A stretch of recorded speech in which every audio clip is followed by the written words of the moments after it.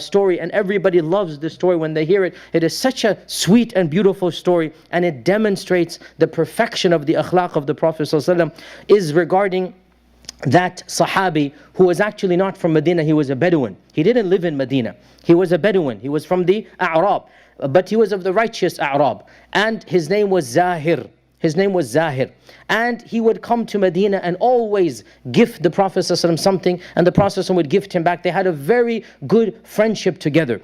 But Zaahir was mocked by the other people. The other people made fun of him. He was short, and they said he was ugly looking, and they said he was this and that. But the Prophet ﷺ didn't care about this. He liked him a lot. The Prophet ﷺ had a good relationship with him.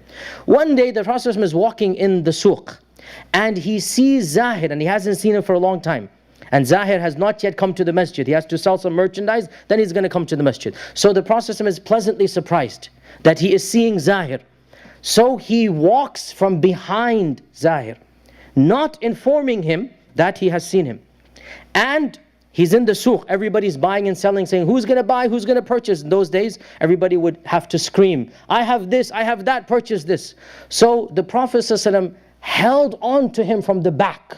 I mean, this is unbelievable when you think about it. He is Rasulullah sallallahu alaihi wasallam, and this is Zaahir. You know, we tried our best, the scholars, myself, we tried our best to look up about Zaahir. We only know 3 or 4 things about him. He's not one of the big famous Sahaba. He's not like Abu Bakr and Umar. He doesn't have a long history of qital and jihad. We don't know much about him. But for some reason, there's something in his akhlaq, something in him. The Prophet ﷺ really loves Zaahir. And so he held on to Zaahir from behind, and he holds on to him like this. And then in the middle of the suq, he says, who is going to purchase this abd from me? You all get the double meaning, abd here. Who's going to purchase this abd? Now, of course, in the suq, the abd here would mean a slave. But when he is saying it, it means the worshipper of Allah. And Zaahir is a worshipper of Allah. Right? Who's going to purchase this abd from me? This is what we would call a humorous prank. And it is our Prophet ﷺ doing it. Man yashtari hadha al-abd minni. And Zaahir becomes angry. Who is this playing this prank? Who is this? Because, I mean, who wouldn't be irritated? Then he sees who it is. What happens?